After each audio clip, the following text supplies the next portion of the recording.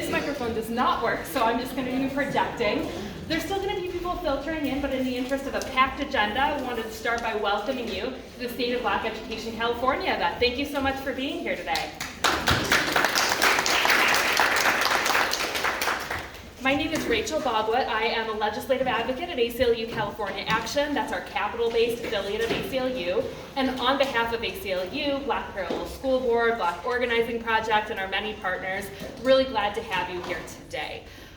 So a couple housekeeping notes. Folks will continue to filter in. If you were not signed in at the door or signed in on a click order round, just look for one so that we can make sure that we have everyone's name. We can follow up via email with the State of Black Education report and etc. You'll also find copies of the report card in the back, some snacks, some swag, so please help yourself and don't feel like you have to stay seated. You can get up and grab stuff, some water during the presentation if you would like. Restrooms are down the hall. Take a left and it's at the end. I will admit I've already forgotten the restroom code, so ask our friendly security folks here at the front and I'm sure they will let you know. So I would be remiss to start without thanking a few people who I've written on my phone here today. Wanted to start by recognizing the reason that we are all here today, which is our young people in education in California. And so I wanted to start and see if we could just give a round of applause for all the youth advocates who are here today advocating on behalf of students.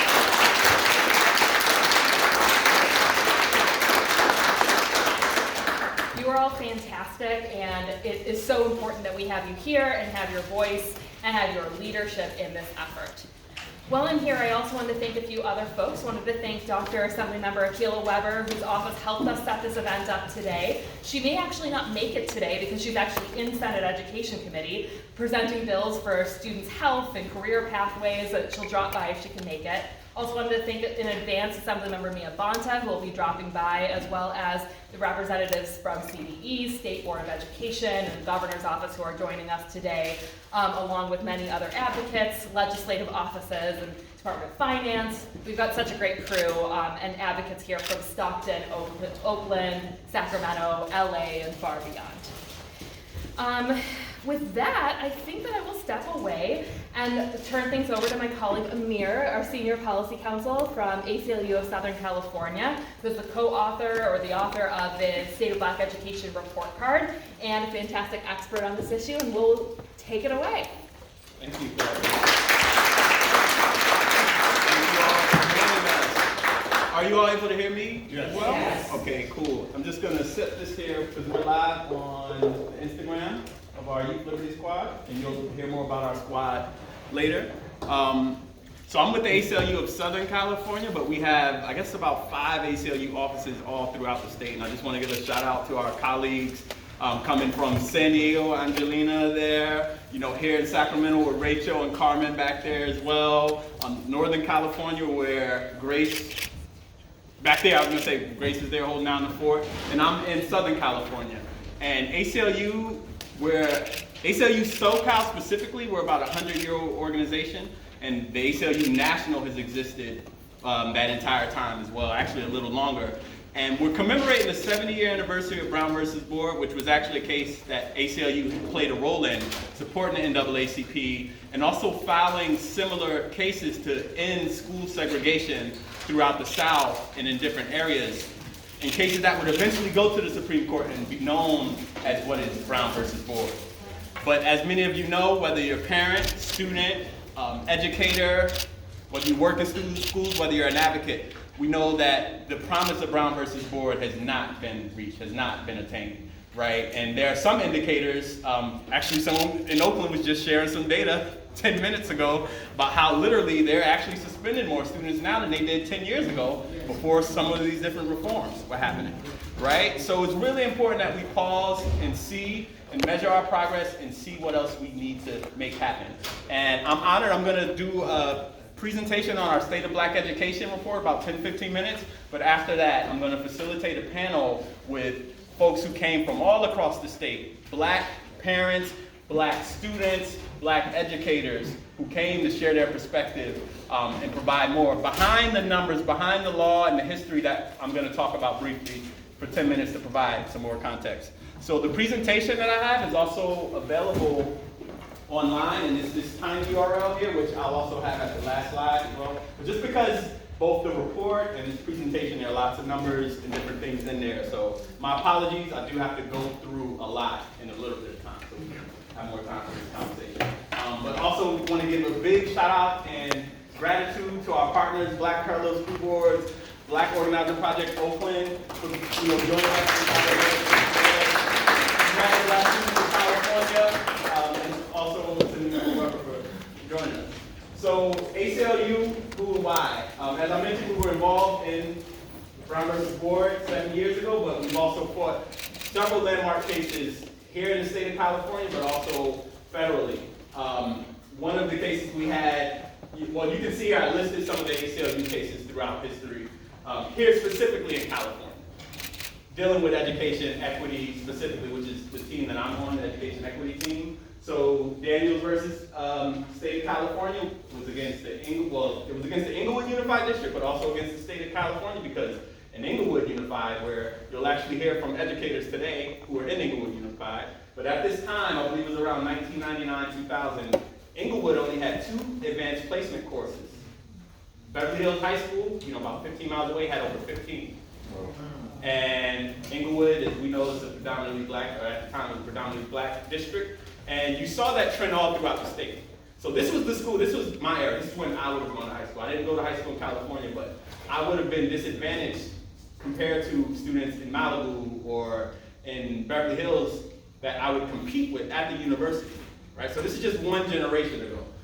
Cruz versus state of California, dealing with learning time. Williams versus state of California, a huge case that led to, I think, a settlement almost $1 billion. It wasn't specifically targeting black students, but we noticed the trend, our ACLU lawyers at the time noticed the trend that schools serving primarily black and brown students had significantly less resources. Their facilities were more in disarray. Books, learning materials, students didn't have books. Here in California, again, not too long ago, this was happening.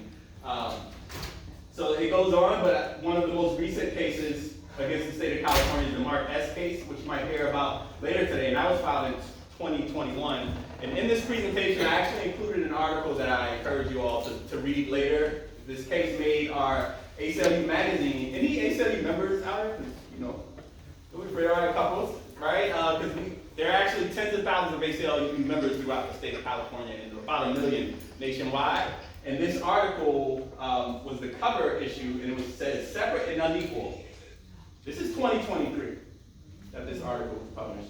So that's why we're having this State of Black Education conversation commemorating the 70th anniversary for Brown versus Board, to kind of have that reckoning, to have that look back and see. But outside of litigation or lawsuits, ACLU also supports organizing and work with black grassroots organizations statewide, all over the state. And we also co-sponsor legislation that helps to create justice and equity for black students. The 2 pieces of legislation this year, one being SB 274 with Skinner, which attempted to address suspensions, which I'll talk about how those disproportionately deprive black students of learning opportunities and perpetuate the achievement gap. But also AB 2441 with Cholera, who sponsored that, which deals with mandatory notification of school police, being called, which the data I'll show shows that school police are most often and frequently called on black students. And actually my colleague Rachel, she just stepped out. Or Carmen, you want to talk about any of these bills, or just because Carmen's here in our Sacramento office to about, yes, make some noise, Carmen.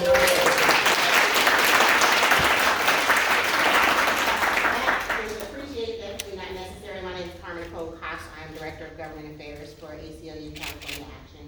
We are the statewide lobbying arm, advocacy arm for all of the ACLUs here in California. And AB 2441 is currently moving through the legislature. We are now in the Senate, so we're back now in the Assembly. We're super excited about our chances. We will certainly be in communication with you about how you can help us ensure that as AB 2441 becomes law, because as you'll hear later, it is absolutely unfair, discriminatory, racist to mandate that cops be called on students, but to only actually see that happening by and large on black and brown students for engaging in student conduct, young folk conduct. Typical adolescent. So in this report card here, we don't have time today to go through the 24 different areas where black students have unequal outcomes, but one of them does deal with contact with law enforcement, and the other one deals with suspension as well, which I'll share. So, last but not least, we also publish reports highlighting inequality for black students. So I've been at the ACLU, it's going on 7 years now, and every year I publish a report, whether with California or ACLU National, that highlighted these disparities with black students specifically, gross disparities that continue. And some of these reports have gone on through years, and it's unfortunately we see the same disparities. So that's why we're hoping this conversation today will get more about the solutions and different things. But I just saw I only had 5 minutes left. I have a whole lot that I'm not going to be able to talk about, but basically the State of Black Education report card attempts to do a few things. It looks at historical injustices and it connects them to current inequalities, right? Understanding that the inequalities we see today were what was expected by the policies, by the law, by the practices. And I have this timeline of black education in California that's, actually starts before California became a state where teaching enslaved Africans to read or write was banned or punishable by prison or fines, even though that didn't happen here in California. That set the foundation for what would come here. By the time California was becoming a state, or in the 1850s, the Fugitive Slave Law was passed, and it banned black students from attending public education. But important for you to know throughout this timeline, what you can see on the first page, and I don't have time to go through history, which unfortunately I was a history teacher and I'm a history buff, but the entire time there's been resistance, there's been black families standing up, there's been people trying to fight to get this equal access to education, whether it's starting with the case of Winseeder versus Cruikshank in the 1890s to challenge the separate and segregated schools. And people often think that California is not segregated or is bad or unequal as the Deep South or other areas, when the truth is, if you look at the data, some of the inequalities here are actually worse. Some of the inequalities here are actually wider and greater. So we have community voices across 8 school districts in the report, and you'll hear from some of these folks today. And we also have, as I mentioned, 24 areas of documented inequality using different data. And we talk about opportunities and gaps in the law along with transformative solutions. So we're not just talking about the problem. So the center point, I think, of the report card is this tree graphic there that I really wish I had more time to explain. But it's a tree graphic that when you open the page out like this, you'll see it's actually the other side explains what's going on. But it's a tree, and like most trees, it has 3 major parts: the branches and leaves, which we chose to highlight just these 24 areas, whether it's school segregation, that's what Brown versus Board challenged, which, by the way, California is the 3rd most segregated state in the nation. So every state in the Deep South, California is more segregated. So that's why it was important for us to reckon and look at this data. Whether it's racial harassment and bullying, where black students are the most likely to be bullied multiple times in their schools, meaning their bullying isn't being addressed when it's black students. Declining enrollment, and I'll just show the other side here. Declining enrollment for black students, decreased by 47% in California from 2003 to 2023. Hundreds of thousands of black students and families left the public education system here, and no one's really asking why. No one's really asking why. You're going to hear from the gentleman working in the school district that's seen one of the largest decreases, and you'll hear about how they're still really not doing anything to address it. But this is happening at a state level, and it's really an indication of a problem. Why are black families and students exiting the public education system? What is it doing to them, right? And we're not asking these questions. But there are 24 factors, and we don't have time to talk about many of them, but I'll say school arrest, which is 18, or school stops. Over 20% of black students are handcuffed during police stops at school, compared to 9% of white students. So they're twice as likely to be handcuffed or be, restrained. With suspensions, black students were 5% of California, but 15% of suspensions in the 2022-2023 school year. And now I'm going to ask one of you if you all want to pick out just one of the numbers, and we'll share one more. And I hope and trust that you'll read and review this on your own time if you don't have time. Anyone interested in these? Number 12. 9. All right, we can do 9 as well. So number 12, graduation gap. So thank you for that. This is really important. These 24 factors are actually clustered into 3 areas. The first one being school climate. So harassment, bullying, enrollment, chronic absenteeism, things that are influencing the climate. The second one, which graduation gap is in, deals with student outcomes and academics. That's what people traditionally focus on, the achievement gap. But that's really just one aspect. And with the graduation gap specifically, roughly 78% of black students in California graduate high school compared to 90% white students in 2023. So just last year. So there's still a gap. There's still an achievement gap. That's just a graduation gap. But there's also an AP test gap, right? So only 3% of California's AP and IB students are black, even though they're 5% of the population. So black students are underrepresented in AP courses because their schools also don't have the same access. And that's why he said he filed this lawsuit over 20 years ago, but this data shows it's still an issue. Someone said another number. What was the other number? 9. Standardized test score gap. So this is the quote-unquote achievement gap. This is the inequality that is most commonly talked about. But this is the outcome. And we're here today to talk about the inputs and other things, the history and the foundation, right? But the standardized test score gap, only 17% of black students met or exceeded California assessment standards in math compared to 49% of white students in 2022-2023. With English, only 30% of black students in California met the assessment standards compared to 61%. So white students are literally more than twice as likely to pass.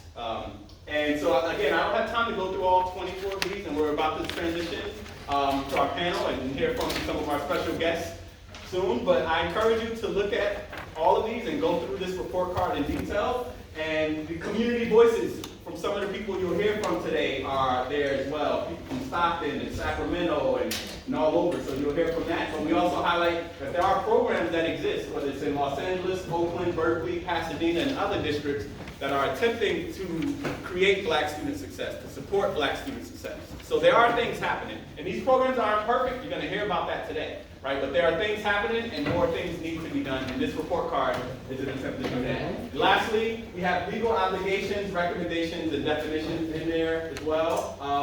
And now, I'm going to pass it back to my colleague Rachel, but please stay for the panel, and I'll be around to answer questions, but that is a really brief drinking water from a fire hydrant version of our things like this.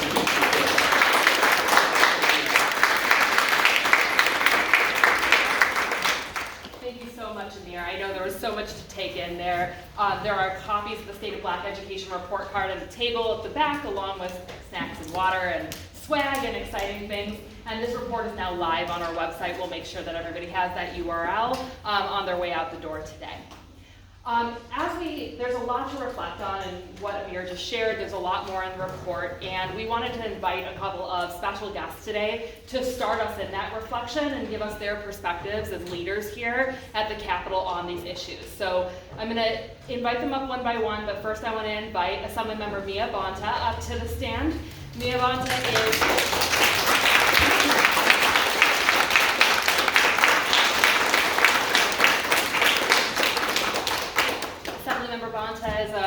member from Oakland, Emeryville, and surrounding areas. She is a member of the Black Caucus. She is a member of the Assembly Education Committee and a fantastic advocate, as we've seen, for youth and education here at the Capitol. So thank you, and we'll give you a couple of minutes to give some Thank you so much. You are why I decided to run for office, why I decided to join the Assembly. When I was in my 20s, I was in law school, and I actually got to work at the Educational Opportunities section in the Department of Justice. And I was working on 20-year-old desegregation orders. So 20 years after Brown v. Board of Ed, I was working on cases in Yonkers and other places where we were still focusing on making sure that separate but equal was not something that was happening in our communities and in our schools every single day. And it was heartbreaking.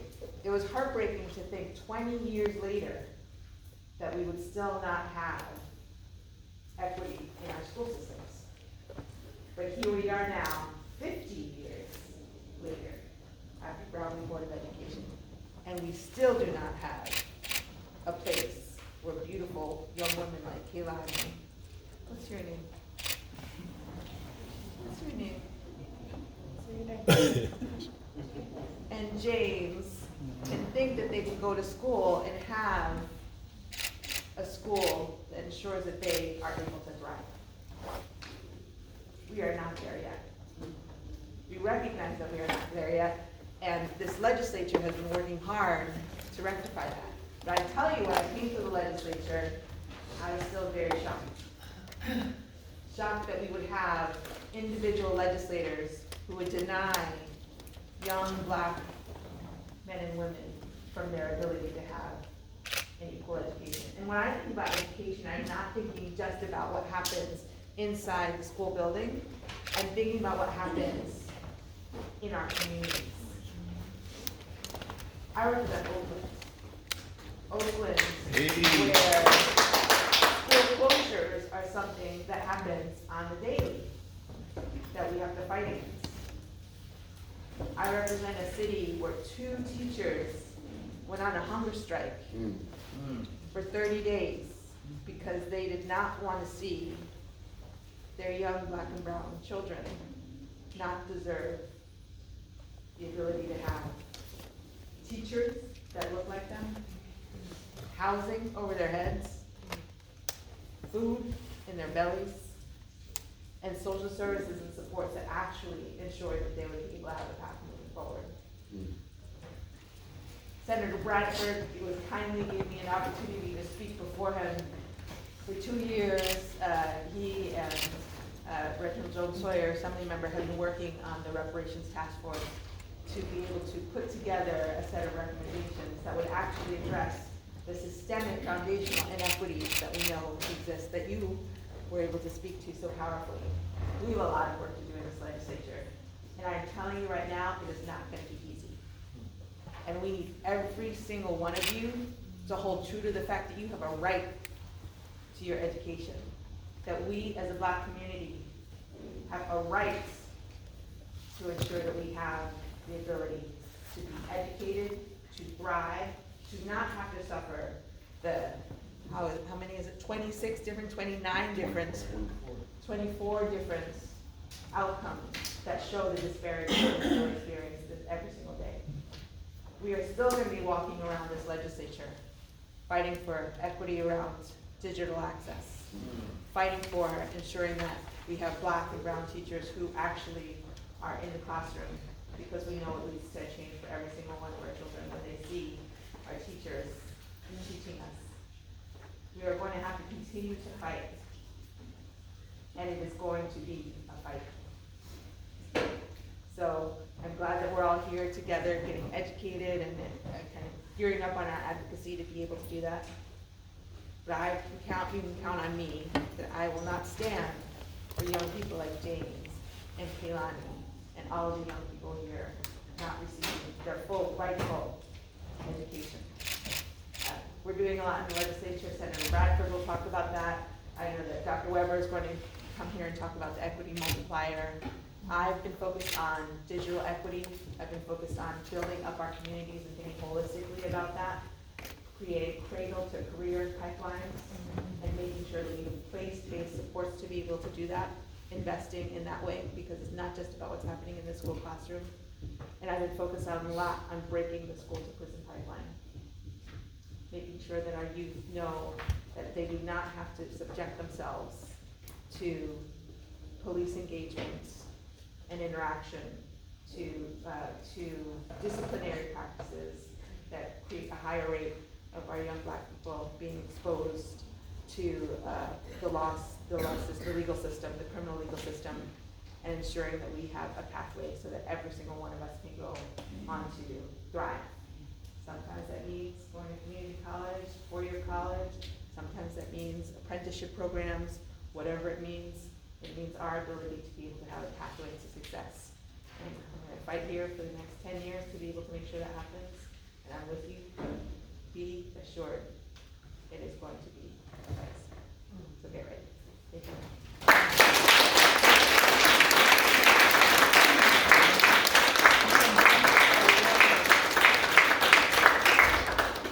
Thank you so much, Assemblymember Bonta. We invite you to stick around if you can. I know there's committees going on today and engage with everyone. We really appreciate you being here. Next, I want to bring up a senator that hardly needs an introduction. Senator Bradford is vice chair of the Black Caucus. He's a lead on the reparations efforts here in the legislature, and we'd love to bring him up and say a few words. Thank you.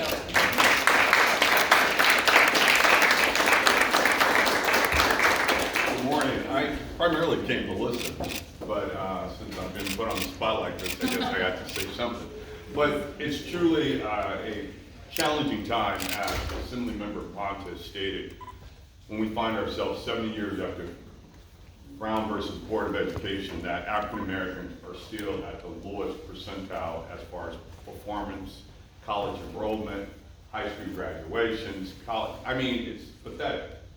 And even in the legislature, we've dealt with issues like willful defiance. And the majority of kids that are being suspended for simply not having your homework or not having a pencil in class is classified as willful defiance, and the majority of those are Black and brown kids.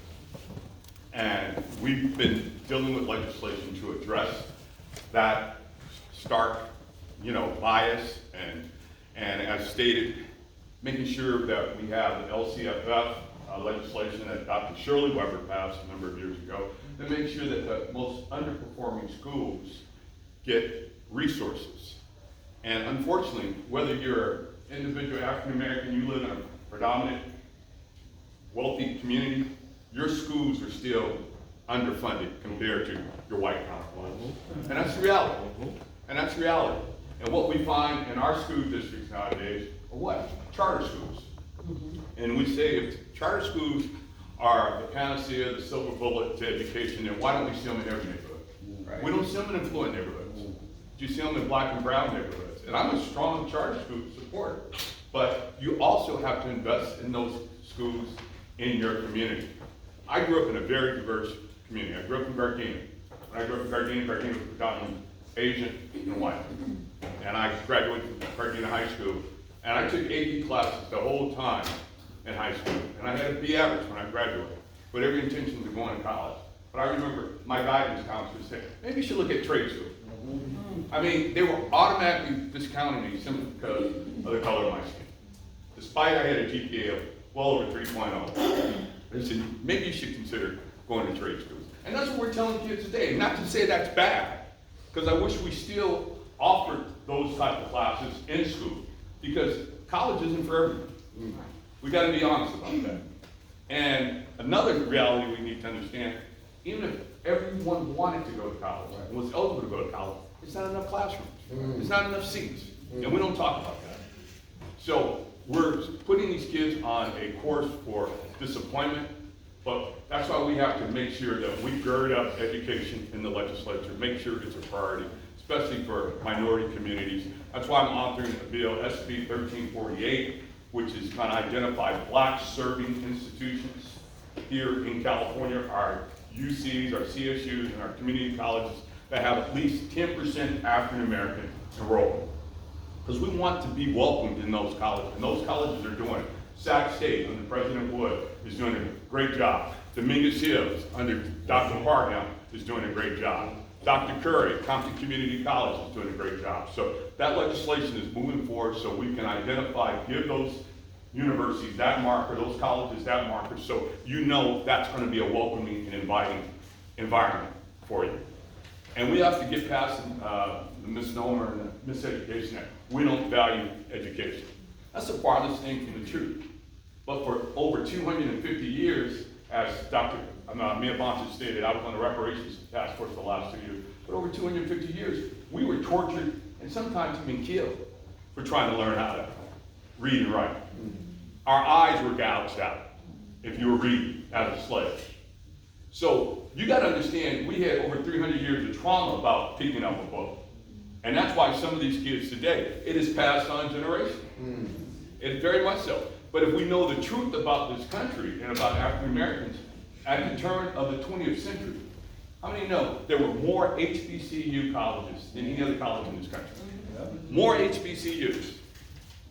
That tells you we valued education. We've always valued education. But it's always been a struggle for us to get that education. We've had to go through more obstacles than anyone else just to get educated. And we need to remove those barriers. That's what we're about in this legislature. That's why I was here to listen today and participate in any way I can. But it's a challenge and it's much work to be done, but we need the young folks to stay engaged, to not give up the fight.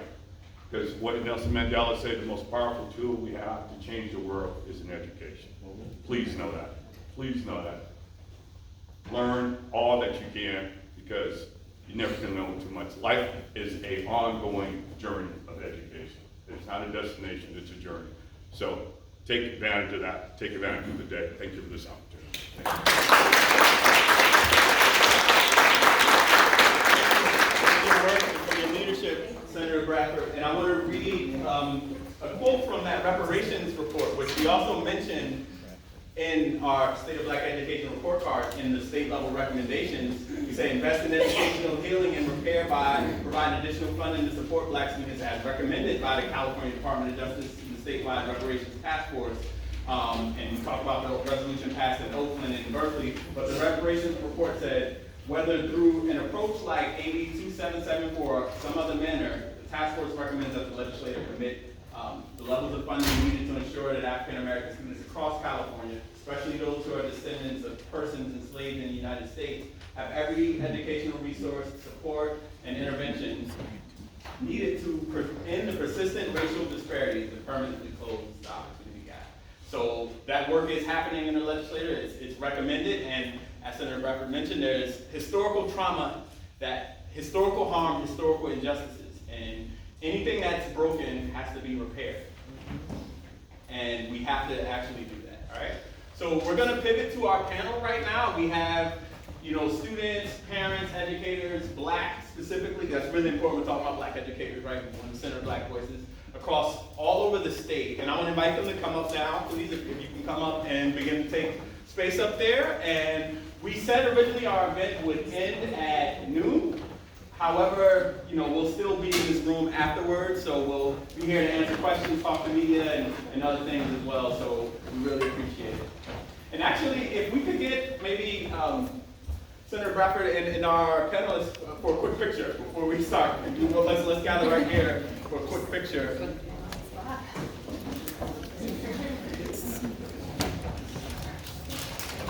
Thank you all really quick. Yes.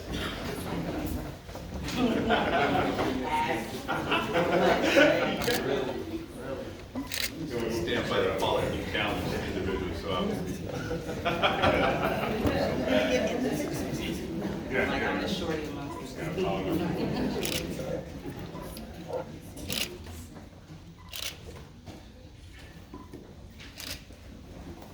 All right. And someone from ACLU got that picture? Grace, you got that? Sorry, because I know are you streaming, Stina?